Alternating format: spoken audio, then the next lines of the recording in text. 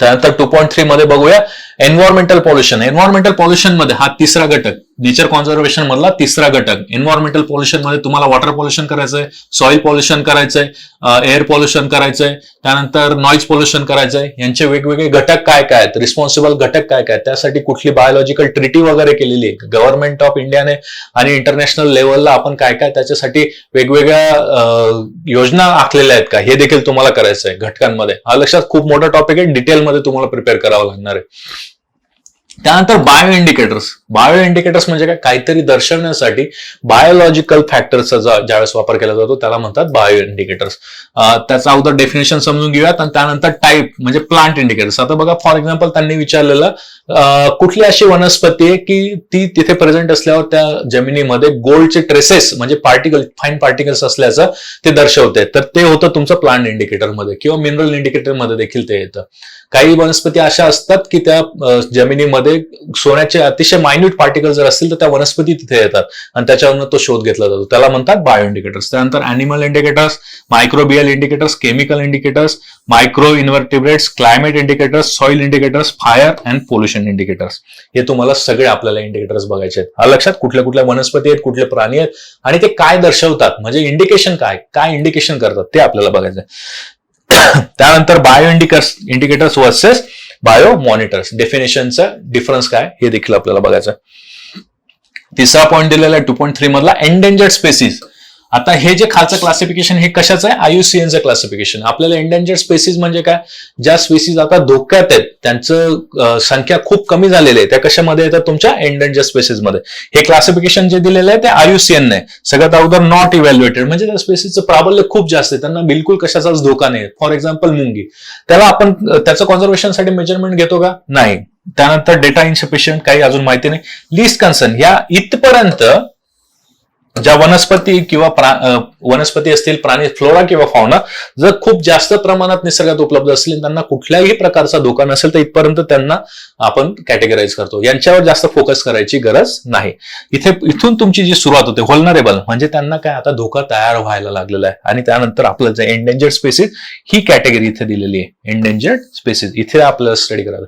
फक्त endangered spaces चा अभ्यास करून चालणार नाही, त्याबरोबर आपल्याला क्रिटिकल अधिक धोकादायक ज्या आहे, अधिक धोका ज्यांना आहे, एक्सटिंग म्हणजे ज्या लोप झालेला आहे, लुप्त झालेल्या आहेत, एक्सटिंग इन वाईल्ड आणि एक्सटिंग म्हणजे काय, कम्प्लिटली जगात कुठेही ती सापडत नाही तो प्राणी किंवा ती वनस्पती म्हणजे कम्प्लिटली एक्सटिंग, ज्यांचं नामशेष झालेलं आहे. आणि एक्सटिंग इन वाईल्ड म्हणजे काय, जे निसर्गात आता आढळत नाही, मात्र काही जर ह्युमन ऍक्टिव्हिटीज थ्रू आपण त्यांना प्रिझर्व्ह करायचा प्रयत्न करतोय कुठल्या लॅबमध्ये वगैरे, तर त्यांना म्हणतात एक्सटिंग इन वाईल्ड. म्हणजे जंगलात वगैरे पूर्णपणे नामशेष झालेलं आहे, पण आपण त्यांना प्रिझर्व्ह करायचा कुठल्या तरी लॅबोरेटरीमध्ये प्रयत्न करतोय, त्याला म्हणतात एक्सटिंग इन वाईल्ड. ह्या 4 कॅटेगरीचा तुम्हाला जास्तीत जास्त अभ्यास करायचा. कुठल्या कुठल्या स्पेसिस येतात, त्यात इंडियात कुठल्या आहेत. आता फॉर एक्झाम्पल चिता हा भारतात ना एक्सटिंग झालाय आपल्याला माहितीये, पण तो जगात अजून सापडतो, आफ्रिकन कंट्रीजमध्ये आपल्याला तो सापडतो. तर त्या पद्धतीने क्वेश्चन विचारतील, चिता कुठे एक्सटिंग झालेला आहे. आता आपण परत त्यांना चिताला रिइंट्रोड्यूस करतोय. रिइंट्रोड्यूस म्हणजे काय करतोय, आपण आफ्रिकेमधनं चिता आणून त्याला इंडियन नॅशनल पार्कमध्ये त्याला आता काय करायचंय, रिइंट्रोड्यूस करतो. इकडे त्याचा हॅबिटॅट डेव्हलप करतो आणि जेणेकरून जास्तीत जास्त त्याला इथल्या क्लायमेटिक कंडिशन मध्ये कसं तयार करता येईल त्यावर संशोधन चालू आहे. कुठे इंट्रोड्यूस करतोय आपण, कोनापालमपूर MP मधलं. ओके, तर एंडेंजर्ड स्पेसिस झाल्या.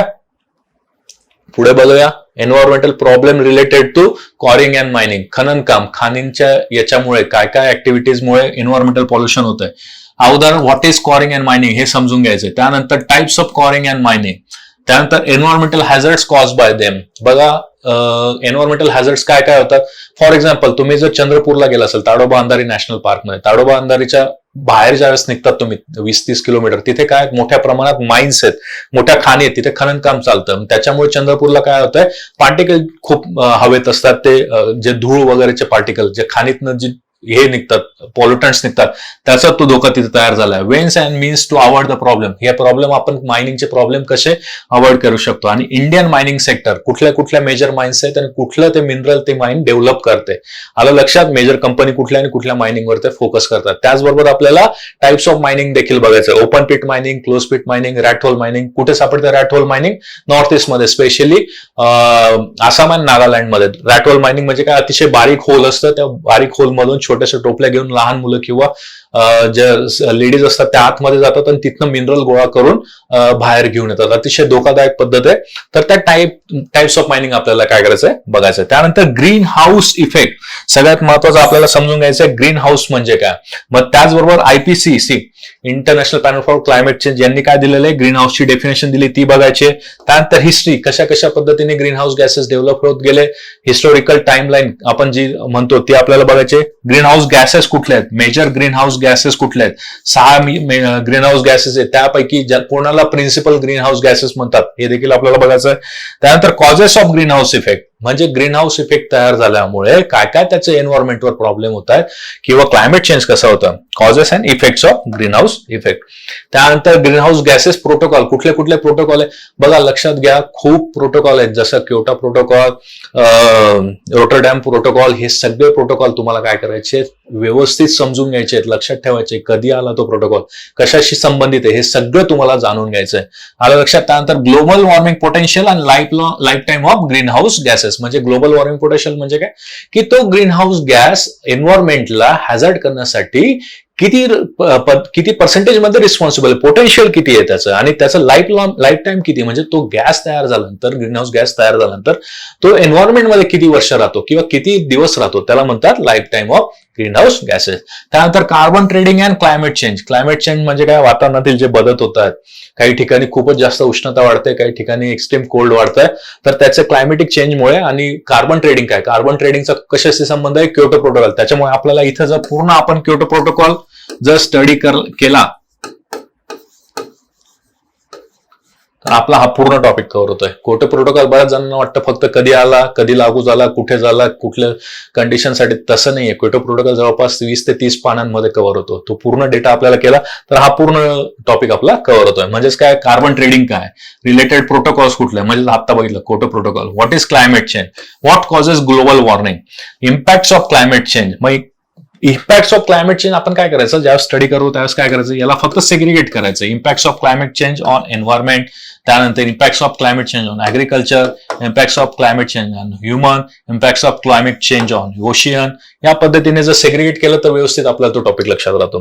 त्यानंतर India's efforts to counter climate change म्हणजे भारताने काय काय पद्धतीने वेगवेगळ्या स्कीम राबवलेल्या आहेत का. 9 पॉईंट स्कीम काय क्लायमेट चेंजची ते तुम्हाला बघायचं.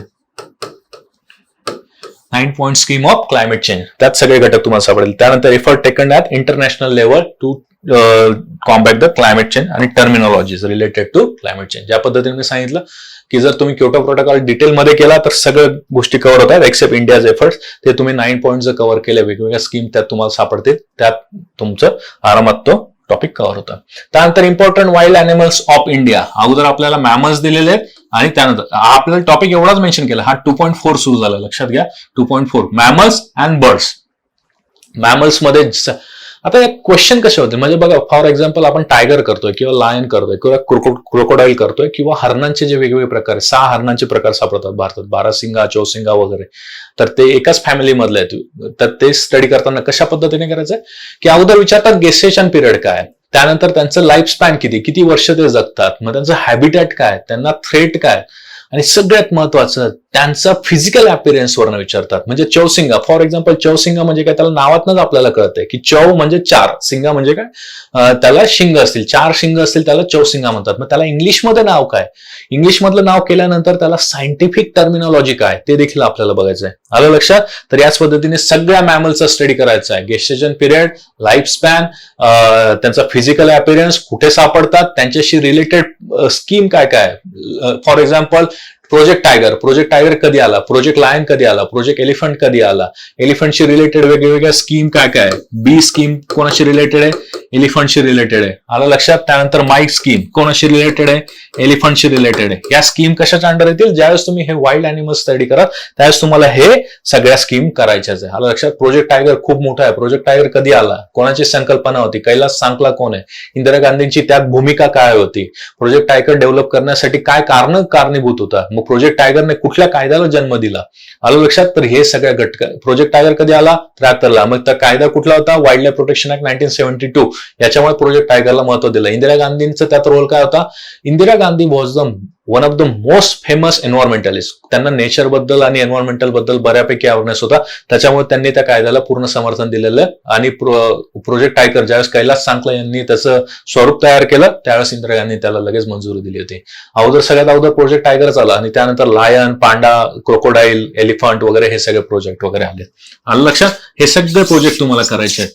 याच पद्धतीने बर्ड्सचा देखील स्टडी करायचा. मी ह्या नोट्स दिलंच ते क्लासमध्ये, तुम्हाला त्याचं टेन्शन घ्यायची गरज नाही. त्यानंतर ब्रीड्स ऑफ कॅटल. आपल्याला फक्त कॅटल दिलेले आहेत, बफेलोज दिलेल्या नाही आहेत, पण आपण बफेलोचा देखील स्टडी करणार आहोत, जेणेकरून एक आपला पूर्ण होलिस्टिक सिलेबस आपल्याकडे असणार. तर आता बघा, ब्रीड्स ऑफ कॅटल मध्ये काय दिलेलं आहे, 3 कॅटेगरी पडतात: milk breed, dual breed and draught breed. Milk breed म्हणजे काय, फक्त दुधासाठी आपण त्यांना दुधासाठी ह्या ब्रीड्स असतात. ड्युअल म्हणजे काय, दोघं पर्पज, ड्रॉट पण पर्पज आणि मिल्क पण पर्पज. आणि ड्रॉट ब्रीड म्हणजे फक्त आपण त्यांना शेती कामासाठी ज्यांना वापरतो किंवा बाकी कामांसाठी जे वापरतो, दूध सोडून. आलं लक्षात? मग मिल्क ब्रीड मध्ये कुठल्या कुठल्या, सैवाल, रेड सिंधी, गिर, थारपारकर. त्यानंतर ड्युअल पर्पज मध्ये देवणी, ऑंगोल, कांक्रेज, हरियाणा आणि राठी. आणि ड्रॉट ब्रीड मध्ये हे आपल्या 34 ब्रीड आहेत. ह्या सगळ्या एकूण आपल्याला 34, 4, 38 आणि 5 43च्या 43 कॅटल ब्रीडचा स्टडी करायचा आहे. त्यात काय काय करायचं आहे कॅटल ब्रीड्स मध्ये? सगळ्यात अगोदर जर अमृतमहल असेल त्याचं लोकल नाव काय आहे, त्या पर्टिक्युलर एरियामध्ये त्यांना प्रत्येक ब्रीड, जितक्या ह्या 43 ब्रीड आहे, प्रत्येक ब्रीडला जवळपास 3 ते 4 उपनाव आहेत. आलं लक्षात? त्याच्यामुळे ते आपल्याला करायचं. त्यानंतर त्यातलं फॅट पर्सेंटेज, त्यांच्या दुधातलं फॅट पर्सेंटेज किती असतं, आलं लक्षात? त्यानंतर न्यूट्रिशनल व्हॅल्यूज किती असतात. त्यानंतर लॅक्टेशन पिरियड किती असतो. लॅक्टेशन पिरियड म्हणजे काय, किती कालावधीसाठी त्या दूध देतात, वर्षभर दूध देत नाही, किती कालावधीसाठी दूध देतात, ते आपल्याला करायचं. आणि स्पेसिफिक कॅरेक्टरिस्टिक मध्ये काय, त्यांचा अपीरियन्स कसा आहे, रंग काय. फॉर एक्झाम्पल कांक्रेज कसा असतो, त्याच्या सवाई चाल म्हणजे काय. सवाई चाल म्हणजे ते 1/4 गॅलोपिंग स्टाईल मध्ये चालतात, त्याच्यामुळे म्हटलं जातं सवाई चाल. आलं लक्षात? तर मग कुठल्या प्रकारचं ब्रीड त्यासाठी फेमस आहे, रंग कसा आहे, ड्रॉट प्रोन एरियामध्ये कुठला फेमस आहे, जिथे जास्तीत जास्त पाऊस पडतो तिथलं. आता फॉर एक्झाम्पल डांगी ब्रीड बद्दल 2दा क्वेश्चन विचारलेला आहे. त्याची स्किन ऑइली का असते, कारण की जास्तीत जास्त पाणी जिथे पाऊस पडतो तिथे त्या ब्रीड सापडतात, त्याच्यामुळे त्याची स्किन ऑइली असते, जेणेकरून ते पाणी त्याच्या शरीरावर न थांबता खाली निसरून जाईल. लक्षात? या पद्धतीने सगळ्या कॅरेक्टरिस्टिक आपल्याला बघायचं आहे. आणि सगळ्यात महत्वाचं आणखी, कुठली ब्रीड कुठे सापडते. लक्षात घ्या, आता मागे कुठल्या तरी गंगातरीचा क्वेश्चन विचारलेला आहे. याच्यावर क्वेश्चन कुठल्या विचारले आहेत, अमृतमहलवर विचारलेला आहे, गंगातरीवर विचारलेला आहे, त्यानंतर अजून खिल्लारवर विचारलं गेलेलं आहे, निमारीवर एक विचारलेला आहे, आणि इकडे आपला गिर कॅटलवर विचारलेला आहे. आलं लक्षात? तर या पद्धती, आणि एक हा आपला डांगीवर 2दा क्वेश्चन विचारलेले आहेत. या पद्धतीने क्वेश्चन विचारलेले आहेत. ओके, हे ब्रीड तर केलेच आपण. मग ब्रीड केल्यानंतर आपल्याला काय करायचं, आणखी मिल्कशी रिलेटेड म्हणजे दुधाशी रिलेटेड ज्या काही कॉम्पोनंट्स असेल ते देखील स्टडी करायचं. म्हणजे ऑपरेशन फ्लड कधी आलं, त्यानंतर मिल्कशी रिलेटेड वेगवेगळ्या ज्या इन्स्टिट्यूशन, गव्हर्नमेंट इन्स्टिट्यूशन, त्या कुठे आहेत, त्यांची स्थापना कधी झाली, त्यांचं लोकेशन काय, टार्गेट्स काय ठेवलेले आहेत. आपण गव्हर्नमेंट ऑफ इंडिया प्लॅनिंग कमिशनने जे टार्गेट्स दिलेले होते ते आपण अचीव्ह केलेले आहेत का, किंवा गाईडलाईन्स दिलेले होतं. मिल्क प्रोडक्शनला आपल्याला पर्टिक्युलर 5% मिल्क प्रोडक्शनचं आपण टार्गेट दिलेलं आहे, ते आपलं अचीव्ह झालंय का, नाही अचीव्ह झालंय तर त्याच्यासाठी काय गाईडलाईन्स दिले होते, कशा पद्धतीने ते अचीव्ह केलं जाऊ शकतं हे गव्हर्नमेंटने सांगितलेलं. ते अचीव्ह करण्यासाठीच्या स्टेप्स काय होत्या सगळं आपल्याला स्टडी करायचं. ज्या पद्धतीने आपण कॅटल ब्रीड बघितल्या त्याच पद्धतीने ह्या बफेलो ब्रीड्स देखील आहे. याच त्याचं सेग्रिगेशन न करता आपण काय केलंय, north India, central India, south India आणि वेस्ट इंडिया त्यातल्या ह्या बफेलोचं. त्यानंतर आता ह्या कॅटल तर बघितल्या, पण त्यांना लागणारा चारा पाणी जसं फॉडर अँड पॅश्चर ग्रासलँड मॅनेजमेंट हा एक टॉपिक देखील आपल्याला करायचा आहे. मग हे पर्टिक्युलर पद्धतीचं फॉडर कुठे सापडतं, पाश्चर कुठे सापडतं, मग त्याचं क्लासिफिकेशन, सायंटिफिक क्लासिफिकेशन काय.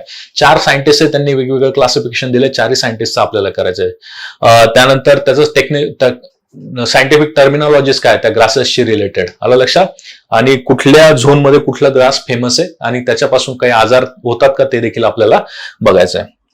पुढचा पार्ट बघा 2.5 2.4 संपला आपला. 2.5 बघतो आपण इम्पॉर्टंट इंडिजिनियस ट्री स्पेसीज म्हणजे भारतात सापडणाऱ्या विविध वनस्पती. जसं फॉर एक्झाम्पल आता आंबा, आपल्याला माहिती आहे की आंबा एक वनस्पती आहे, भारतात सापडते, महाराष्ट्रात पर्टिक्युलरली जास्त, मॅनिफेरा इंडिका. आंबा हा तर माहिती आहे, नुसतं ते माहिती असून चालणार नाही. आपल्याला काय करायचं, त्याचं कॉमन नेम तर माहिती आहे किंवा लोकल लँग्वेज व्हर्नाक्युलर नेम माहिती आहे, त्याचा आपल्याला बॉटनिकल नेम देखील माहिती पाहिजे. त्याच्यानंतर त्याचे युजेस माहिती पाहिजे, त्याचे थ्रेड्स माहिती पाहिजे, एरिया ऑफ ऑकरन्स माहिती पाहिजे. त्याच्यावर इथे राहिल्या थ्रेड्स मध्ये अजून एक येतं, त्याच्यावर वेगवेगळे जे डिसीजेस येतात ते डिसीजेस देखील आपल्याला कव्हर करायचे आहेत. आलं लक्षात? त्याचं प्रोडक्शन कसं वाढवू शकतो आपल्याला ते देखील इथे बघायचं आहे. ओके, जसं इंडिजिनियस ट्री स्पेसिस आहेत तसं एक्झोटिक म्हणजे काय, बाहेरच्या देशामधनं जे आपण आणलेले आहेत उत्पादन करण्यासाठी. जसं इंडिजिनियस ट्री स्पेसिसचा स्टडी करतो, कॉमन नेम, बॉटनिकल नेम, त्याच पद्धतीने common name, botanical name, uses, threats and area of occurrences. हा टॉपिक तितकासा महत्वाचा नाही. यात तुम्हाला मॅक्सिमम वेळेस फक्त सायंटिफिक नावं विचारले जाऊ शकतात किंवा थ्रेड विचारला जाऊ शकतो. टॉपिक इम्पॉर्टंट काय, हा plants as a source of forest produce such as food, fiber, fuel wood, timber, non-timber, forest produce, minor forest produce, MFP ज्याला म्हटलं जातं, किंवा नॉन टिम्बर फॉरेस्ट प्रोड्यूस. आलं लक्षात? अतिशय महत्वाचा टॉपिक. याच्यावर तुम्हाला 2 ते 3 क्वेश्चन सापडतील म्हणजे सापडतील. मी 100% लिहून द्यायला तयार. याच्यावर 2 ते 3 क्वेश्चन विचारले जातात. मग फायबरचे प्रकार काय, टॅन्स अँड टॅनिन्स काय, डायज काय, ग्रीन डाय, रेड डाय, कुठल्या वनस्पतींपासून हे आपण ऑब्टेन करतो, कुठल्या प्रोसेसेस आहेत, कुठे सापडतात, कुठले सायंटिफिक नावं आपल्याला पाठ करायची आहेत, त्यानंतर इसेन्शियल ऑइल्स काय काय, त्यानंतर गम्स काय, रेझिन्स काय, डॅमर्स काय, ड्रग्स काय, स्पायसेस, इडिबल प्रॉडक्ट्स, ग्रासेसचे 7-8 प्रकार आपल्याला स्टडी करायचे, फॉडर्सचे प्रकार, बांबूचे प्रकार, केनचे प्रकार, अॅनिमल प्रॉडक्ट, मिनरल प्रॉडक्ट, बीडी हा फार मोठा टॉपिक आहे. याच्यात आपल्याला जवळपास 3-4 पेजेसचा स्टडी करावा लागणार आहे. लाख आपण कुठून तयार करतो, कुठले फॅक्टर्स त्यात इन्व्हॉल्व असतात, कुठले अॅनिमल मायन्यूट इन्सेक्ट वगैरे इन्व्हॉल्व आहेत, त्यानंतर शेलॅक काय, कच आणि काथा काय.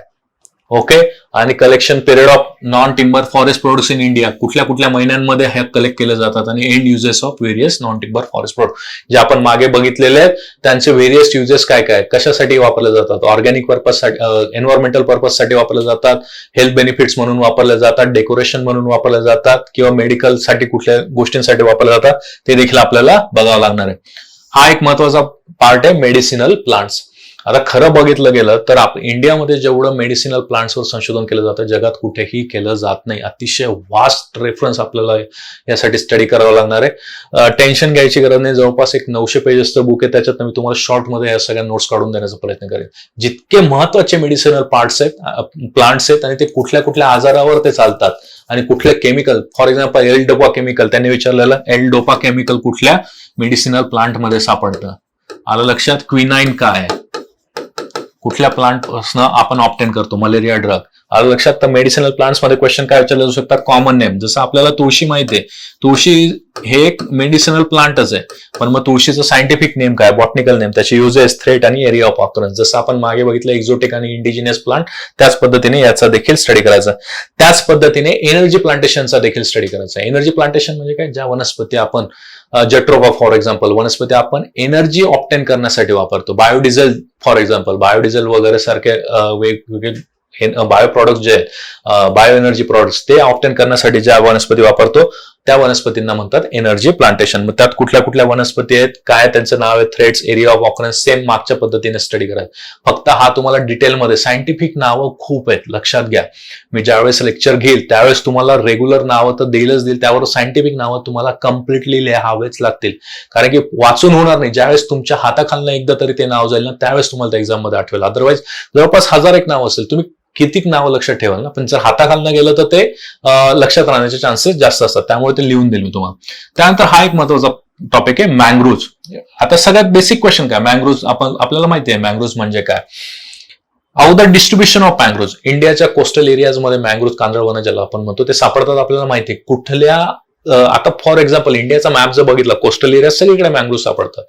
तर कुठल्या स्टेटमध्ये सगळ्यात जास्त मँग्रोव्ज सापडतात, मँग्रोव्जचे नावं काय काय, कुठले मँग्रोव्जचे प्रकार किती आहे, किती पर्सेंटमध्ये मँग्रोव्ज सापडतात, त्याचे हॅझर्ड्स काही होतात का, एन्व्हायरमेंटल बेनिफिट्स काय काय होतात, ते सगळं आपल्याला स्टडी करायचं. Role of mangrove, characteristic of mangroves, factors of locality, particular एरियामध्येच मँग्रोव्ज का डेव्हलप होतात. त्यानंतर फॉरेस्ट टाईप आहे mangrove. Champion and Seth classification नुसार मँग्रोव्ज कुठल्या कॅटेगरीमध्ये येतात. चॅम्पियन अँड सेथने किती क्लासिफिकेशन केलेलं आहे फॉरेस्टचं, 16 टाइप्स वेगवेगळे, ते आपण डिटेल बघणार आहोत. त्यानंतर मँग्रोव्ह सक्सेशन काय, झोनेशन, मँग्रोव्ह झोन मध्ये डेव्हलप होतात. अगोदर कोस्टल एरिया मधला झोन एकदम किनाऱ्याला लागून, त्यानंतर मधला झोन आणि पलीकडचा zone, proximal zone, middle zone and distal zone. त्यानंतर एन्युमरेशन ऑफ मँग्रोव्ह व्हेजिटेशन, मँग्रोव्हवर कुठले कुठले डिसीज आणि पेस्ट असतात, हार्वेस्टिंग कसं केलं जाऊ शकतं. ऍस्पेक्ट्स ऑफ मँग्रोव्ह अफॉरेस्टेशन म्हणजे मँग्रोव्हचं आपण फॉरेस्टेशन केल्यामुळे त्याच्यावर ऍस्पेक्ट काय होतं, सिल्व्हिकल्चर सिस्टीम म्हणजे झाडे लावायची सिस्टीम जे मँग्रोव्ह मध्ये, बायोलॉजी ऑफ मँग्रोव्ह,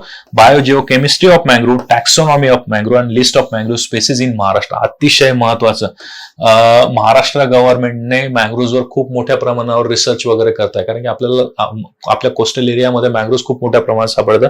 त्याच्यामुळे मँग्रोव्ह स्पेसीज कुठल्या कुठल्या, मँग्रोव्ह डे कुठलेला आहे, स्टेट मँग्रोव्ह ट्री. आत्ताच रिसेंटली महाराष्ट्र गव्हर्नमेंटने स्टेट मँग्रोव्ह ट्री देखील डिक्लेअर केलेला आहे. लक्षात घ्या, शोधात आहे टेस्ट स्टेट मँग्रोव्ह ट्री कुठला आपला. त्यानंतर मँग्रोव्ह रिझर्व्ह फॉरेस्ट इन महाराष्ट्रामध्ये कुठला, इकॉलॉजिकल सिग्निफिकन्स काय आहे मँग्रोव्हचा, पर्टिक्युलर रेफरन्स टू महाराष्ट्र, आणि conservation and management of mangrove particularly in Maharashtra. त्यासाठी गव्हर्नमेंट गव्हर्नमेंटने कुठल्या स्कीम लॉन्च केलेल्या आहे आणि कुठल्या कुठल्या स्कीम मध्ये आपण त्याचा अभ्यास करतो. त्यानंतर फॉरेस्ट बेस्ड इंडस्ट्री, ज्यावेळेस आपण मागे मायने फॉरेस्ट प्रोडक्ट बघितलं, त्याच पद्धतीने फॉरेस्ट मधल्या इंडस्ट्रीज असतात, like paper and pulp industry, match industry, timber industry, plywood, particle board, fibre board, या इंडस्ट्रीज आहेत. Dendro biomass, oil, biodiesel, silk, lakh, rubber, leather and other industry. आणि त्यानंतर चॅलेंजेस या इंडस्ट्रीजला, मेजर्स या इंडस्ट्रीसाठी घेतले जाणार, इंडस्ट्रीयल पॉलिसी. हे करत असताना काय करायचंय की सगळ्यात महत्वाचं, आता फॉर एक्झाम्पल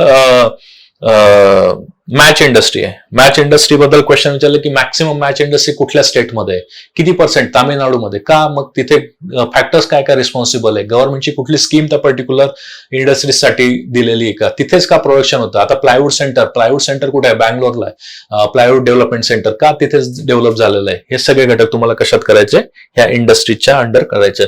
8वा फॅक्टर बघा, factors affecting growth and distribution of, 2 factors आहेत, बायोलॉजिकल अँड अबायोलॉजिकल. मग कुठले कुठले फॅक्टर्स असतात जे प्लांट डिस्ट्रीब्युशनसाठी रिस्पॉन्सिबल असतात. फॉर एक्झाम्पल वॉटर असतं, टेम्परेचर असतं, सनलाईट असतं. टेम्परेचर आणि सनलाईट मध्ये फरक आहे, टेम्परेचर असतं, सनलाईट असतं, वॉटर असतं, विंड असतं. हे सगळे तुमचे फॅक्टर्स आपल्याला काय करायचे, रिस्पॉन्सिबल फॅक्टर्स आपल्याला स्टडी करायचे. त्यानंतर हार्मोन्स, प्लांट हार्मोन्स, ऑक्झिन्स, गिबरलिन्स वगैरे हे सगळे हार्मोन्स देखील आपल्याला डिटेलमध्ये यात स्टडी करावे लागते. त्यानंतर फॉरेस्ट टाइप्स इन इंडिया, सगळ्यात अगोदर डेफिनेशन ऑफ फॉरेस्ट, वेगवेगळ्या सायंटिस्टने दिलेल्या डेफिनेशन आपल्याला इथे स्टडी करायच्या आहेत, वेगवेगळ्या गव्हर्नमेंट पॅनल्सने दिलेल्या डेफिनेशन इथे बघायचे आहे. क्लासिफिकेशन खूप ह्यूज टॉपिक आहे. क्लासिफिकेशन ऑफ फॉरेस्ट जर करायला गेलं ना, इतक्या वेगवेगळ्या पद्धतीने फॉरेस्टचं क्लासिफिकेशन आहे इंडियामध्ये, तुम्हाला खूप मोठा डेटा तिथे तयार होणार आहे. एज नुसार, ग्रोईंग स्टॉक नुसार, रिजनरेशन नुसार, स्पेसिफिक कॉम्पोजिशन नुसार, मॅनेजमेंट नुसार, ओनरशिप नुसार, प्रायव्हेट फॉरेस्ट काय, गव्हर्नमेंट फॉरेस्ट काय, त्यानंतर लिगल याच्यानुसार, ऍडमिनिस्ट्रेटिव्ह बेसिस नुसार, कॉन्स्टिट्यूशन मध्ये काय दिलेलं आहे, मर्कॅन्टिबिलिटी नुसार, कॉम्पोजिशन नुसार आणि जिओग्राफिक रिजन नुसार, इतके आपल्याला फॉरेस्ट क्लासिफिकेशन सगळे बघावे लागणार आहेत. त्यानंतर सिस्टीम काय काय वापरलं जातं फॉरेस्ट क्लासिफिकेशनसाठी, botanical, climatic and ecological system. Constitution मध्ये काय काय प्रोव्हिजन दिलं ते बघायचंय. Forest types of India, champions Seth, जे मागे आपण बघितलं मँग्रोव्ह कुठल्या कॅटेगरीमध्ये चॅम्पियन्स सेट नुसार, तर हे चॅम्पियन्स सेटचे 16 प्रकार आहेत फॉरेस्ट क्लासिफिकेशनचे, हे 16चे 16 प्रकार आपल्याला बघावे लागणार आहेत. त्यानंतर factors influencing forest vegetation and establishment, कुठले कुठले फॅक्टर्स असतात जे वनांच्या डेव्हलपमेंटसाठी.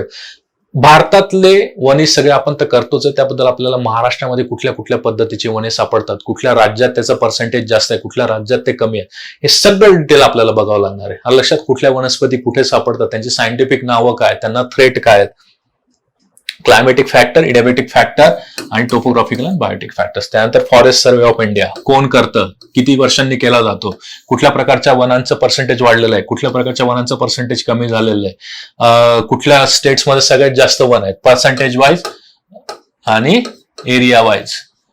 ज्या पद्धतीने सगळ्यात जास्त विचारलंय त्याच पद्धतीने कुठल्या स्टेटमध्ये सगळ्यात कमी पर्सेंटेज आहे किंवा कुठल्या स्टेटमध्ये सगळ्यात कमी पर्सेंटेज ऑफ एरिया फॉरेस्टचा सापडतोय. आलं लक्षात. कुठले सायंटिफिक टेक्नॉलॉजी वापरले, सॅटेलाइट कुठला वापरलेला आहे आणि सॅटेलाइट वापरताना कुठले सेन्सर्स वापरले, इतक्या डीप त्यांनी क्वेश्चन विचारलेले आहेत. आलं लक्षात. त्याचबरोबर अजून आपल्याला क्वेश्चन काय विचारलं, ज्या पद्धतीने कुठल्या स्टेटमध्ये केलं त्याच पद्धतीने महाराष्ट्र स्पेसिफिक देखील आपल्याला करायचंय. ओके, महाराष्ट्र स्पेसिफिक मध्ये पण मग हे सगळे घटक आपल्याला बघायचे. लक्षात की कुठल्या जिल्ह्यात सगळ्यात जास्त वने सापडतात, कुठल्या जिल्ह्याच्या क्षेत्रफळाच्या प्रमाणात वने सगळ्यात जास्तचं प्रमाण बघितल्यानंतर कमीचं पण करायचंय. लक्षात. फॉरेस्ट सर्वे ऑफ इंडिया झालाय.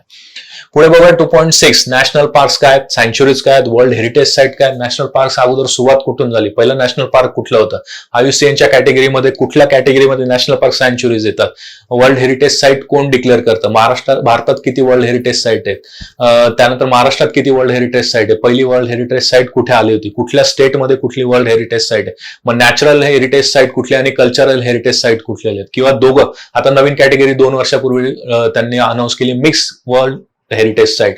मग मिक्स म्हणजे काय, नॅचरल आणि कल्चरलचं मिक्सिंग. जगात सगळ्यात जास्त वर्ल्ड हेरिटेज साईट कुठल्या देशात आहे, 2 नंबर कुठल्या देशात आहेत, आपल्या भारताचा नंबर कितवा लागतो, भारतात एकूण असलेल्या वर्ल्ड हेरिटेज साईटचं सेग्रिगेशन कसं आहे, प्रोबेबल साईट्स कुठल्या आहेत, पहिली भारतातली साईट कुठे होती, महाराष्ट्रातल्या ज्या साईट्स आहेत त्यांची क्रमवारीनुसार अरेंजमेंट करा, पहिली साईट, दुसरी, तिसरी, चौथी, पाचवी, ज्या इयरमध्ये त्यांना अनाउन्समेंट मिळालंय वर्ल्ड हेरिटेज साईट. आलं लक्षात ते वर्ल्ड हेरिटेज साईट. त्याच पद्धतीने नॅशनल पार्कचं काय, कुठला नॅशनल पार्क कुठल्या राज्यांमध्ये. त्यानंतर नॅशनल पार्क आयुसीएनच्या कॅटेगरीचं सांगितलंय, पर्सेंटेज किती आहे, नॅशनल पार्कचं टोटल जॉग्राफिकल एरिया ऑफ इंडियाचं किती पर्सेंटेज आहे, पर्टिक्युलर नॅशनल पार्क मध्ये एखादा अॅनिमल फेमस असला तर त्याचं कॅरेक्टरिस्टिक किंवा त्याच्याबद्दल माहिती असायला हवी. कुठलं नॅशनल पार्क मध्ये एखादी रिव्हर जात असेल फेमस तर ती माहिती असायला हवी. एखादं वनस्पती तिथले खूप फेमस असेल ती देखील माहिती असायला हवी. ज्या पद्धतीने नॅशनल पार्कचा स्टडी करतोय त्याच पद्धतीने सँच्युरीचा देखील स्टडी करायचा आहे. अतिशय मोठा टॉपिक आहे. महाराष्ट्रात कुठल्या कुठल्या सँच्युरी आहेत, पहिली सँच्युरी कुठली होती, कुठल्या जिल्ह्यामध्ये, सगळ्यात मोठी. त्यानंतर नॅशनल पार्क आणि सँच्युरीज मध्ये सगळ्यात मोठा नॅशनल पार्क कुठला आहे, सगळ्यात छोटा नॅशनल पार्क कुठला आहे, त्याचा एरिया किती आहे, तो कुठल्या राज्यामध्ये ते नॅशनल पार्क आहे. आलं लक्षात, ते सगळे हे तुम्हाला करावं लागणार आहे.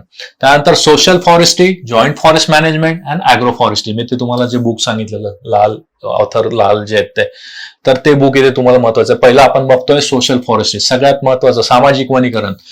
वर्ड तर आपला ऐकण्यात असतो सामाजिक वनीकरण म्हणजे काय, पण सामाजिक वनीकरण नुसतं वर्ड ऐकून उपयोग नाही. सामाजिक वनीकरणाची सुरुवात कधी झाली, सामाजिक वनीकरणामध्ये काय काय घटक समाविष्ट असतात, सामाजिक वनीकरणासाठी आपण ज्या वनस्पती वापरतो त्या वनस्पती कुठल्या कुठल्या आहेत, आलं लक्षात. हे सगळं काही तुम्हाला इथे स्टडी करायचंय. कॉन्सेप्ट ऑफ सामाजिक स्कोप, त्यानंतर ऑब्जेक्टिव्ह, पार्टिसिपेशन ऑफ पीपल. सामाजिक वर्ड मध्येच दिलेले. सामाजिक म्हणजे काय, सोशल स्टान्स जो आहे तो त्यांना सोशल आपल्याला सेक्टर देखील त्यात इन्व्हॉल्व करून घ्यायचंय. मग types of social forestry, farm forestry, rural forestry आणि urban forestry. Benefits of social forestry. त्यानंतर criteria of choice of species, sections for social forestry, अतिशय महत्वाचा टॉपिक. त्यानंतर अचिव्हमेंट, आतापर्यंत आपण जे सोशल फॉरेस्ट्री वेगवेगळ्या स्कीम लॉन्च केलेलं त्याच्यातनं आपल्याला काही अचीव्ह झालेलं आहे का. Constraints in obtaining people's participation, म्हणजे लोकांचा सहभाग आपण मिळवण्यासाठी का अपयशी ठरतोय. त्यानंतर different social forestry schemes implemented in India. Okay, वेगवेगळ्या गव्हर्नमेंटच्या स्कीम त्या देखील स्टडी करायच्या आहेत. JFM, जॉईंट फॉरेस्ट मॅनेजमेंट, अतिशय महत्वाचा. संयुक्त वनीकरण, जॉईंट फॉरेस्ट मॅनेजमेंट, संयुक्त वनीकरण व्यवस्थापन, संयुक्त वन व्यवस्थापन. ओरिजिन आणि इव्होल्युशन ऑफ JFM. प्रिन्सिपल्स काय काय, 3 प्रिन्सिपल्स आहे. डायरेक्ट क्वेश्चन आलेला आहे 3 प्रिन्सिपल्सवर. त्यानंतर स्कोप ऑफ JFM, डेफिनेशन विचारली गेलेली आहे. Structure of JFM, powers forest protection committee, गव्हर्नमेंटने अनाऊन्स केलेली FPC ज्याला म्हणतो, फॉरेस्ट प्रोटेक्शन कमिटी. ते फॉरेस्ट, आता ह्या फॉरेस्ट प्रोटेक्शन कमिटीवर क्वेश्चन कसं विचारलेलं आहे की फॉरेस्ट प्रोटेक्शन कमिटीमध्ये कोणाकोणाचा समावेश असतो, फॉरेस्ट प्रोटेक्शन कमिटीची स्ट्रेंथ किती असते, किती मेंबर्स असतात, त्यांची कार्य काय असतात, त्यांच्या मीटिंग किती दिवसात नव्हतं. त्यानंतर सल and features of JFM, taungya system काय, कुठे डेव्हलप झाले, त्याचे प्रकार काय टॉंगा सिस्टीमचे. त्यानंतर traditions and experience of JFM and forest policies, कुठल्या फॉरेस्ट पॉलिसीमध्ये JFM ला सगळ्यात जास्त महत्व दिलं गेलेलं आहे. त्यानंतर पार्टिसिपेटरी प्लॅनिंग काय असं, JFM अँड मायक्रो प्लॅन्स, कुठलीही गव्हर्नमेंट स्कीम लॉन्च करताना एक छोटा प्लॅन तयार केला जातो, त्याचा संबंध काय. Extent of JFM India, JFM कुठे सुरुवात झाली, भारतात आता कुठले सगळ्यात जास्त सक्सेसफुल आहे JFM. Externally aided projects of JFM, म्हणजेच काय, बाहेरच्या देशांमधनं आपल्याला JFM साठी काय काय मदत मिळालेली आहे. Causes of poor performance of JFM successful न होण्यामागची कारण काय आहेत, आणि recent policy changes on JFM in India, particularly in India. ठीक आहे. त्यानंतर अॅग्रो फॉरेस्ट्रीची डेफिनेशन, फीचर्स, कन्स्ट्रेंट, सेम मागे जसं बघितलं. कॉम्पोनंट्स काय काय, क्लासिफिकेशन काय काय, selection criteria for suitable agro forestry trees, कुठले कुठले ट्रीज वापरतो त्याचे क्रायटेरिया दिलेले आहेत, ते ट्रीज पण फार महत्वाचे आहेत. त्यानंतर multipurpose tree species suitable for agro forestry, वेगवेगळे जे मॉडेल्स आहेत वेगवेगळ्या अॅग्रोक्लायमॅटिक झोनसाठी, अतिशय महत्वाचा, खूप सायंटिफिक पोर्शन आहे हा, पण क्वेश्चन विचारलेला आहे त्याच्यामुळे आपल्याला समाविष्ट करावाच लागणार आहे, खूप डिटेल आहे. Agro forestry practices in different agro ecological regions in India. त्यानंतर इंडियन अॅग्रो फॉरेस्ट्री पॉलिसी कधी आलेली होती, इयर महत्वाचं आहे. कुठली समिती वगैरे होती किंवा कुठलं पॅनल होतं त्यांनी सजेस्ट केलेलं. वर्ल्ड अॅग्रो फॉरेस्ट्री सेंटर कुठे आहे, वर्ल्ड अॅग्रो फॉरेस्ट्री डे कधी असतो, ते वर्ल्ड अॅग्रो फॉरेस्ट्री सेंटरद्वारे वेगवेगळे जे कॉन्फरन्स घेतल्या जातात, कुठली कॉन्फरन्स कुठल्या वर्षी झाली हे देखील आपल्याला करायचं आहे. पुढचा portion Indian forest policy, Indian forest act, wild life protection act आणि फॉरेस्ट कॉन्झर्वेशन ऍक्ट. ह्या चारच आपल्याला पॉलिसीज किंवा ऍक्ट दिलेले आहेत, अतिशय महत्वाचे. यांचा स्टडी कसा करायचा लक्षात घ्या. कुठल्या कुठल्या क्लासेसने तुम्हाला एक शॉर्ट मध्ये नोट्स दिले असेल की आम्ही 5 पेजेसमध्ये तुम्हाला पूर्ण wild life protection act 1972 WPA जो म्हणतो त्याला 1972चा वाईल्ड लाईफ प्रोटेक्शन ऍक्ट पूर्ण आम्ही कव्हर करून देऊ असं ते सांगतात. साफ खोटं आहे. वाईल्ड लाईफ प्रोटेक्शन ऍक्ट खूप मोठा आहे, 40-45 पेजेसचं बेअर ऍक्ट आहे. कुठलाही पॉलिसी घ्या किंवा ऍक्ट घ्या, बेअर ऍक्ट म्हणजे काय, त्याच्या पुढे टाकायचं, ह्या ऍक्टचं नाव टाकायचं गुगलवर, त्याच्या पुढे टाकायचं बेअर ऍक्ट टाकल्यानंतर गव्हर्नमेंटनं जो ऍक्ट डिक्लेअर केलेला जसा तसा येतो तुम्हाला. तर क्वेश्चन्स कसे विचारले जाऊ शकतात. For example wild life protection act आपण घेऊयात 1972चा. सगळ्यात महत्वाचं कधी आला, इयर महत्वाचं आहे. त्याच्यानंतर त्याचं डेट ऑफ एन्फोर्समेंट आणि डेट ऑफ एनॅक्टमेंट दोघं वेगवेगळे आहे. आलं लक्षात. त्याला काही पार्श्वभूमी होती का तो ऍक्ट आपल्याला करावा लागला, गव्हर्नमेंटने का हा ऍक्ट मध्ये आणला. त्यानंतर रिसेंट अमेंडमेंट काय काय झालेले, आतापर्यंतचे अमेंडमेंट काय काय होत आले. For wild life protection act मध्ये 6 ते 7 वेळेस अमेंडमेंट झाले. मग काय काय अमेंडमेंट झाले, नवीन नवीन घटक काय काय आलेले आहेत.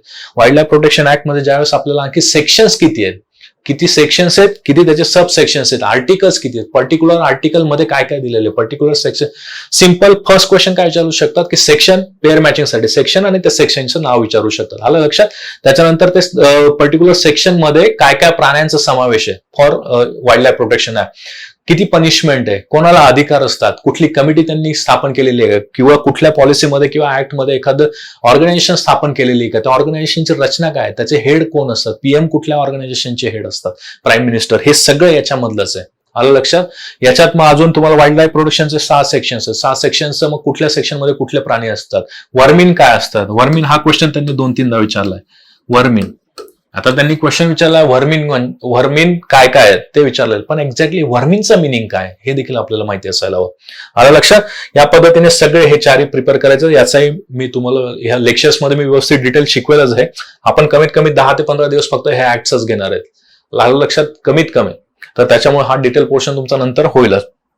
त्यानंतर national and international organization working for nature conservation. आता हे देखील मी नोट्समध्ये दिलंच. नॅशनल ऑर्गनायझेशन आणि इंटरनॅशनल ऑर्गनायझेशन काय काय आहेत, मग त्यांची स्थापना कधी झाली, त्यांची स्थापना करण्यासाठी कुठले घटक कारणीभूत होते, त्यांचं हेडक्वार्टर कुठे आहे, त्यांच्या वेगवेगळ्या ट्रिटीज त्यांनी काही टार्गेट्स वगैरे दिलेले आहेत का. फॉर एक्झाम्पल क्योटो प्रोटोकॉल, मग त्या क्योटो प्रोटोकॉलमध्ये काही टार्गेट्स होते का, किंवा एखादी ऑर्गनायझेशन असेल त्याच्या मार्फत काही नवीन मॅगझिन काढलं जातं का. UNCILWA विचारला गेलेला क्वेश्चन आहे. UNCILWA मॅगझिन कुठल्या ऑर्गनायझेशनद्वारे पब्लिश केलं जातं. त्याच्यानंतर एखादा लोगो असेल, for example WWF world wild life protection वाले, वर्ल्ड वाईल्ड लाईफ प्रोटेक्शन, त्यांचं जायंट लोगो हा त्याचा सिम्बॉल आहे, तर मग तो डायरेक्ट क्वेश्चन विचारलेला आहे. या पद्धतीने सगळं तुम्हाला करायचं. हेडक्वार्टर, स्थापना कधी आहे, स्थापना करण्यासाठीची कारणे, आणि ती ऑर्गनायझेशन काय काम करते, आणि त्या ऑर्गनायझेशन मध्ये रिसेंट डेव्हलपमेंट काय, इंडियाचा आणि त्या ऑर्गनायझेशनचा काय संबंध आहे, या पद्धतीने सगळं करायचं. आलं लक्षात. पुढचा पॉईंट बघूया 2.7 एरियल फोटोग्राफ. शेवटचा पॉईंट हा एरियल फोटोग्राफ, आणि टेक्निकल यात बऱ्यापैकी सिलेबस दिलेला आहे. एरियल फोटोग्राफ, GIS, GPS वगैरे, रिमोट सेन्सिंग. तर अगोदर सगळ्यात आपण शेवटचा 2.7 एरियल फोटोग्राफ. त्यात अगोदर दिलेला हिस्ट्री ऑफ एरियल फोटोग्राफ. पहिला एरियल फोटोग्राफ कुठल्या सिटीत काढला गेला. एरियल फोटोग्राफ म्हणजे काय, हवाई छायाचित्र, हवेतनं तो फोटोग्राफ काढला जाणे. तर पहिला एरियल फोटोग्राफ कुठल्या वर्षी कुठे काढला गेला जगात, पॅरिसमध्ये. मग ते पॅरिसमधलं शहर कुठलं होतं, त्यासाठी माध्यम काय वापरलं. त्याच पद्धतीने भारतात देखील तुम्हाला विचारलं जाईल, भारतात कुठल्या सिटीचे पहिल्यांदा एरियल फोटोग्राफ काढले गेले, नंतर मग कुठल्या एजन्सीज त्यासाठी रिस्पॉन्सिबल, सगळं ते हिस्ट्री आणि एरियल फोटोग्राफी इन इंडिया यामध्ये येईल. त्यानंतर ग्लॉसरी, खूप मोठी. खरं सांगायचं तर एरियल फोटोग्राफी हा एक पूर्ण सब्जेक्ट आहे. त्याचे 3-3, 4-4 पुस्तक आहे, पण आपल्याला आता त्याला कुठेतरी एक बाउंड्री राखायची, म्हणून आपण त्याला थोडंसं लिमिटमध्ये आणायचा प्रयत्न केलेला आहे. आलं लक्षात. शिकवणार मी डिटेलमध्येच आहे, नो डाऊट, पण स्टडी करताना थोडंसं तुम्हाला देखील तुमच्या साईडने टर्मिनॉलॉजीज वगैरे सगळ्या तुम्हाला जमा करायचा प्रयत्न करावा लागणार आहे. त्यानंतर various uses of aerial photograph, advantages of aerial photograph, types, काय काय टाइप्स आहे, मग त्याचे classification, types of aerial photograph based on position of camera axis. जर असा कॅमेरा असेल, हा कॅमेरा ऍक्सिस आहे, मग हा व्हर्टिकल एरियल फोटोग्राफ झाला. जर कॅमेरा असा टिल्ट झाला, हा काय झाला टिल्टेड, किंवा त्याला काय म्हणतो ऑब्लिक एरियल फोटोग्राफ. ऑब्लिकचे परत प्रकार, low oblique, high oblique photograph, trimetrogon आणि कॉन्व्हर्जंट फोटोग्राफी. हे सगळे तुमचे कशावर बेस होते, base on position of camera axis, कॅमेराच्या ऍक्सिस नुसार. त्यानंतर types of aerial photograph base on scale. मग स्केल म्हणजे काय बघा, तुम्ही जर एरियल फोटोग्राफ बघितलं असेल तर 1:10,000 किंवा 1:50,000 असं लिहिलेलं असतं. आलं लक्षात? तर हे स्केल ऑफ फोटोग्राफ. मग लार्ज स्केल झाले, मीडियम स्केल झाले, स्मॉल स्केल एरियल फोटोग्राफ. त्यानंतर photograph based on angular coverage, कोण जास्त अँगल, मॅक्सिमम अँगल कव्हर करतं. मग narrow angle, normal angle, wide angle आणि सुपर वाईड अँगल. मग किती पर्सेंटेज येते अँगलचं पर्सेंटेज किंवा अँगलचे ऍक्च्युअल व्हॅल्यू, हे देखील तुम्हाला इथे विचारलं जाऊ शकतं. त्यानंतर इन्फॉर्मेशन ऑफ एरियल फोटोग्राफ. ज्यावेळेस एरियल फोटोग्राफ असतो बघा, हा एरियल फोटोग्राफ जो असेल तर तिथे वेगवेगळे इन्फॉर्मेशन दिलेले असतात, ॲपर्चर वगैरे असे, फोकल पॉइंट, हे तुम्हाला वेगवेगळे सिम्बॉल्स देखील असतात, ते वेगवेगळी माहिती दिलेली असते वेगवेगळ्या सिम्बॉलिक फॉर्म मध्ये. मग त्याचं रिडिंग आपल्याला करायचं, इन्फॉर्मेशन ऑफ एरियल फोटोग्राफ. त्यानंतर factors that influences aerial photograph. Factors काय काय इन्फ्लुएन्स करू शकतात एरियल फोटोग्राफ मध्ये. ढग असतील तर एरियल फोटोग्राफ नीट येणार नाही, किंवा क्लायमेटिक कंडिशन, ज्यावेळेस रात्री तुम्ही एरियल फोटोग्राफ काढू शकणार नाही क्लिअरली, तर वेगवेगळे जे फॅक्टर्स आहेत ते स्टडी करायचे. मग त्यात काय, scale, aerial cameras, aerial films. त्यानंतर जिओमेट्री ऑफ एरियल फोटोग्राफ.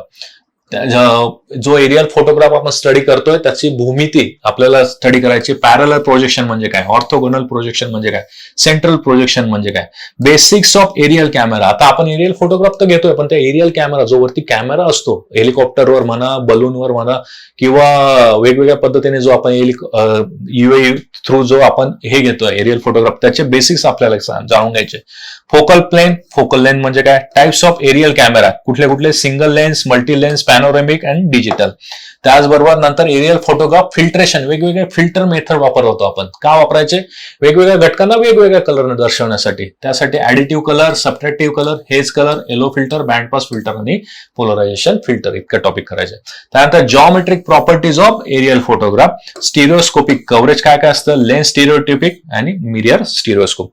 आणि स्केल ऑफ एरियल फोटोग्राफ, जो मागे बघितलं शॉर्ट मध्ये होतं, इथे स्केल आपण डिटेल मध्ये बघतो. आणि एरियल फोटोग्राफ इंटरप्रिटेशन. इंटरप्रिटेशन म्हणजे काय, वाचन करणे. एरियल फोटोग्राफ जो काढला आपण, त्याचं काय करायचं, आपल्याला वाचन करायचंय, त्याच्यावरचे घटक समजून घ्यायचे आहेत. मग त्या घटकांचं इम्पॉर्टन्स काय, कुठला घटक काय दर्शवतो, हे तुम्हाला डायरेक्टली क्वेश्चन विचारले जाऊ शकतात. त्यानंतर थेमॅटिक मॅप्स. मॅप्स तर माहिती आहे आपल्याला, मॅप म्हणजे काय, पण कुठली तरी एक थीम पर्टिक्युलरली सांगत असेल त्याला म्हणतात थेमॅटिक मॅप्स. मग हिस्ट्री कशी डेव्हलप झाली, मॅप्स कसे डेव्हलप होत गेले. बघा, ज्यावेळेस लोकसभेचे किंवा राज्यसभेचे इलेक्शन येतात ना, त्यावेळेस एक असं पॉईंटचं टेबल असतं. हे वेगळ्या कलरमध्ये असतात, हे वेगवेगळ्या कलरमध्ये इथे पॉइंट्स असतात. त्यानंतर आणखी तिसरा कलर असतो. हे काय असतात माहितीये का, हा एक थेमॅटिक मॅपचाच प्रकार. म्हणजे फॉर एक्झाम्पल, बीजेपीला इतके सीट मिळाले, काँग्रेसला इतके सीट मिळाले, शिवसेनेला इतके सीट मिळाले, बाकी आणखी पार्टीजला इतके सीट मिळाले, हे वेगवेगळ्या कलरमध्ये दर्शवलेलं असतं. त्याला म्हणतात थेमॅटिक मॅप.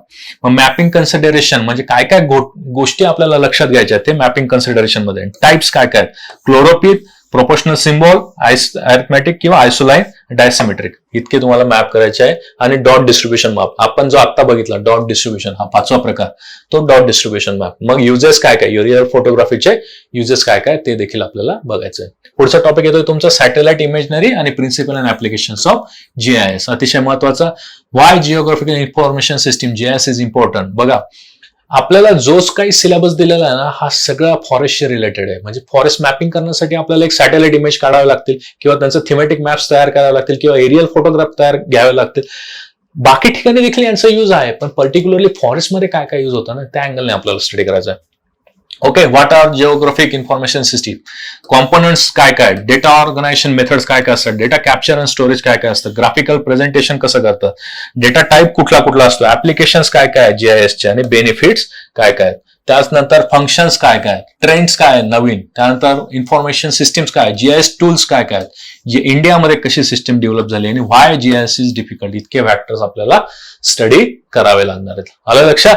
त्यानंतर पुढचं बघूया 2.7 मधलं चौथा घटक biodiversity cost and biodiversity importance biodiversity conservation. एवढा आपल्याला टॉपिक त्यांनी आयोगाने दिलेला आहे.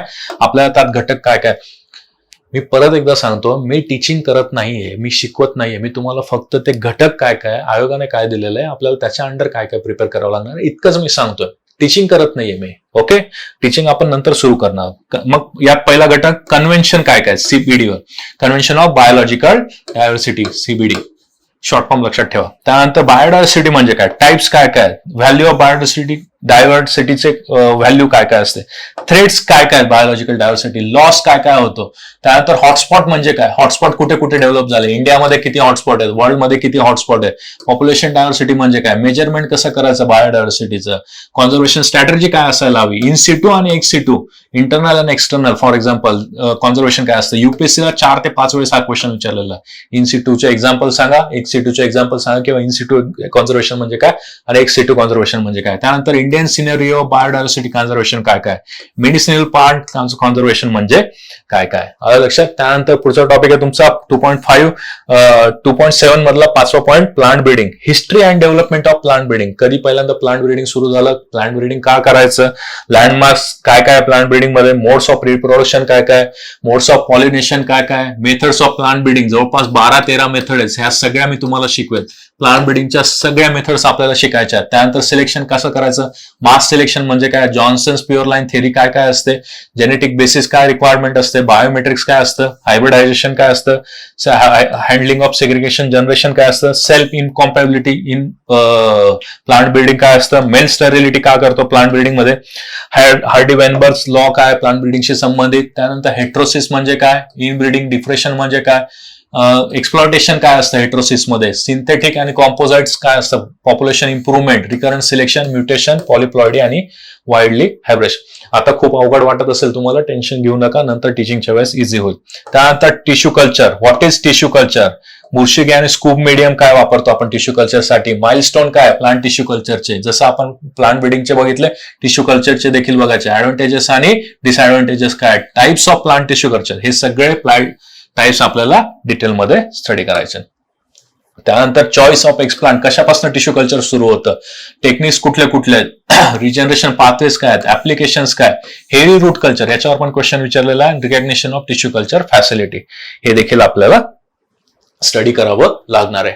हा लक्षात. पुढचं बघूया 2.7 मधला शेवटचा पॉईंट, पेपर सेकंडचा नेचर कॉन्झर्वेशनचा second point, last point, tribals of forest and important tribes of India. Question काय विचारतील, पर्टिक्युलर ट्राईब कुठल्या डिस्ट्रिक्टमध्ये आढळते भारतात किंवा कुठल्या एरियामध्ये आढळते, कॉन्स्टिट्युशनल प्रोव्हिजन काय ट्राईबसाठी, कुठलं एखादं लॉ आहे का ट्राईबसाठी, ट्राईबशी रिलेटेड आदिवासींशी संबंधित कुठल्या गव्हर्नमेंट स्कीम आहेत, त्या स्कीम प्रॉपर इम्प्लिमेंट होत आहे का, कधी कुठली स्कीम आली, त्याच्या अंडर टार्गेट काय काय, एखाद्या पर्टिक्युलर आदिवासी जमातीचा पोशाख कसा आहे, त्यांना थ्रेट काय काय, त्यांची डेव्हलपमेंट काय होत नाहीये, ते सगळे घटक आपल्याला इथे स्टडी करायचे. Relation between forest and tribe, forest rights of the tribe, त्यानंतर forest laws related to tribe, forest right acts of India आणि ट्राईब, त्यानंतर इम्पॉर्टंट ट्राईब्स ऑफ इंडिया. इतकं लक्षात ठेवायचं आहे.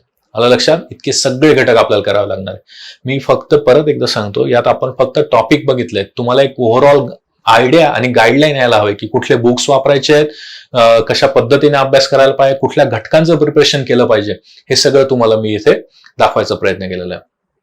आलं लक्षात? माझ्या माहितीप्रमाणे इतके घटक इनप असतील. भेटूयात आपण 16 तारखेला आपली एमपीएससी फॉरेस्ट सर्व्हिसेसचे पेपर 2 ची, त्यात जनरल सायन्स आणि नेचर कॉन्झर्वेशन पूर्ण सिलेबस कव्हर केला जाईल. त्याची बॅच आपण लॉन्च केलेली आहे, ऑनलाईन आणि ऑफलाईन दोघं फॉर्मॅटमध्ये ही बॅच लॉन्च केलेली असेल. डिटेल जेवढा सिलेबस मी इथे सांगितलाय, मॅक्सिमम सिलेबस आपण तिथे कव्हर करायचा प्रयत्न करणार आहोत. आणि तुम्हाला नोट्स दोघं पद्धतीचे आहे, तुम्हाला स्वतःला पण काही लिहावं लागेल आणि काही नोट्स मी प्रिंटेड नोट्स देखील तुम्हाला द्यायचा प्रयत्न करणार आहे. तर 16 तारखेपासून तुम्ही बॅच जॉईन करू शकता ऑनलाईन किंवा ऑफलाईन फॉर्मॅटमध्ये.